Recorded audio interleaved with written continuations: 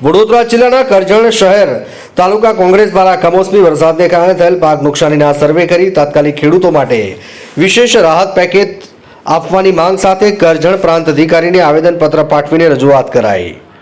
કરજણ શહેર તાલુકા કોંગ્રેસ દ્વારા હાલમાં વરસેલા કમોસમી વરસાદને પગલે ખેતીના પાકોને જે નુકસાન થયું છે તે બાબતે સરકારને સંબોધીને ખેડૂતોને રાહત પેકેજ આપવાની માંગ સાથે કરજણ પ્રાંત અધિકારીને આવેદનપત્ર પાઠવીને રજૂઆત કરી હતી।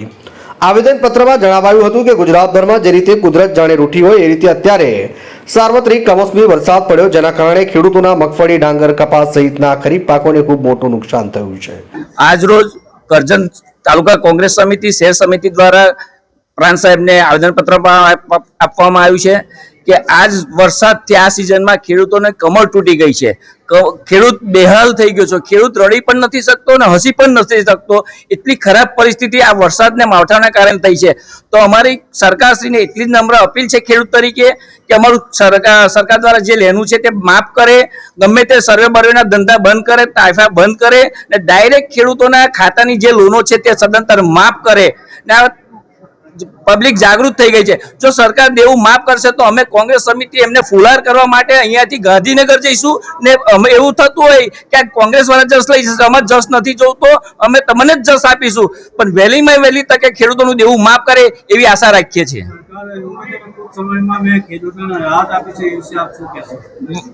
સરકાર તો મોટી મોટી વાતો કરે છે, લોલીપોપ આપવામાં કઈ બાકી રાખતી નથી। અત્યાર સુધીના કરજણ તાલુકામાં કે વડોદરા જિલ્લામાં કોઈ પણ પ્રકારનું રાહત આપવામાં આવતું નથી। આપવામાં આવે તો હેક્ટરે 2000-5000 આપે છે, એટલામાં ખેડૂતનું કશું ભલું થતું નથી કે ખર્ચો પણ આવી નથી રહેતો। માટે સરકારને કહીશ કે આવી લોલીપોપ ના આપો, ડાયરેક્ટ ખેડૂતનું ધિરાણ માફ કરો કે જેથી ખેડૂત ઉભો થઈ શકે। અત્યારે ખેડૂતની હાલત એટલી ખરાબ છે કે નથી હસી શકતો કે નથી રડી શકતો, આત્મહત્યા કરવા પણ પ્રેરાઈ જશે। તો મેં ખેડૂતોને એવું કહું છું કે તાકાત રાખી, હિંમત રાખીને આવું કોઈ ખોટું પગલું ના ભરો કે જેથી આપણું કુટુંબ રખડી જશે। ગમે તે થશે, ભગવાન આપણી સાથે જ ઉપર આપણી સાથે છે, કઈ ને કઈ એનું મળતું રહેશે આપણાને। ખેડૂતોના મોઢામાં આવેલો કોળિયો જાણે છીનવાઈ ગયો છે। એક બાજુ કુદરત રૂઠી છે, બીજી બાજુ સરકારે ખેડૂતોને પાયમાલ કરવાનું જાણે મન બનાવી લીધું હોય તે રીતે ગુજરાતમાં છેલ્લી 7 સિઝનમાં વાવાઝોડા, અતિવૃષ્ટિ કે કમોસમી વરસાદને ભોગ બનેલા ખેડૂતને રાહત પેકેજના માત્ર જાહેરાત કરી સંતોષ માની લેવાના આક્ષેપ કર્યા। વાસ્તવમાં ખેડૂતોને ચૂકવવાનું થાય ત્યારે કરેલી જાહેરાત 30 થી 35% રકમ પણ ખેડૂતોને ચૂકવવામાં આવતી નથી તેવા આક્ષેપ કર્યા। કરજણ તાલુકા નગર અને તાલુકા સમિતિ દ્વારા આજરોજ તાલુકા એસડીએમ ખાતે આવેદનપત્ર આપવામાં આવ્યું છે કોંગ્રેસ સમિતિ દ્વારા।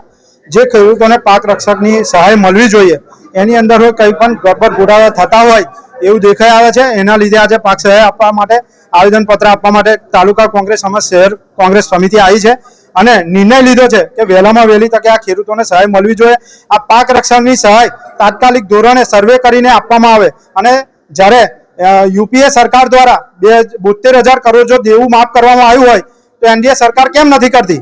આને લઈને પણ ધ્યાન દોરવામાં આવે સરકારનું અને વહેલામાં વહેલી તકે ખેડૂતોને રાહત મળે એવી અપેક્ષા રાખીએ છીએ। ગયા વર્ષે 2024ના જુલાઈ અને ઓગસ્ટ મહિનામાં અતિવૃષ્ટિ, ઓક્ટોબર 2024નો કમોસમી વરસાદનો માર, ચાલુ વર્ષે સપ્ટેમ્બર મહિનામાં આવેલ અતિવૃષ્ટિને અત્યારે કમોસમી વરસાદને ખેડૂતોની કમર તોડી નાખી છે। ખેડૂતોએ લીધેલ પાક ધિરાણ પણ ભરી શકે તેમ નથી। આવનારું શિયાળુ સિઝન માટે વાવેતર કરવા માટે બિયારણ, ખાતર લેવાના પણ રૂપિયા ખેડૂતો પાસે નથી। ત્યારે રાજ્ય સરકાર જેમ યુપીએ સરકાર ખેડૂતોના 78,000 કરોડના દેવા માફ કર્યા હતા તેવી જ રીતે ગુજરાતના ખેડૂતોના દેવા સંપૂર્ણપણે માફ કરવામાં આવે। 2020થી ગુજરાતમાં પાક વીમા યોજના બંધ છે, આખા ભારતમાં યોજના ચાલુ છે, તો ગુજરાતમાં સરકારી પાક વીમા કંપનીઓ આધારિત પાક વીમા યોજના તાત્કાલિક ચાલુ કરવામાં આવે। તાત્કાલિક નુકસાનના વળતર માટે વિશેષ રાહત પેકેજ આપવામાં આવે। ખેડૂતોની મગફળીમાં કમોસમી વરસાદને કારણે ભેજનું પ્રમાણ વધારે હશે, એ માટે ટેકાના ભાવે ખરીદીના માપદંડો ફેરફાર, ભેજયુક્ત મગફળીના ટેકાના ભાવે 300 મણ ખરીદી કરવામાં આવે। ગુજરાતમાં શિયાળુ પાકના સમય અત્યારથી રાસાયણિક ખાતરની અછત વર્તાઈ રહી છે। ખેડૂતોને જોઈએ ત્યારે ખાતર આપવામાં આવે તેવી ગુજરાત પ્રદેશ કોંગ્રેસ સમિતિની માંગ કરી હતી। આવેદનપત્ર પાઠવવાના કાર્યક્રમમાં કરજણ તાલુકા કોંગ્રેસ અધ્યક્ષ પિન્ટુ પટેલ, શહેર કોંગ્રેસ અધ્યક્ષ હર્ષદસિંહ ગોહિલ, હોદ્દેદારો તેમજ કાર્યકરો ઉપસ્થિત રહ્યા હતા। માંચથી મોહસિન કારાનો રિપોર્ટ।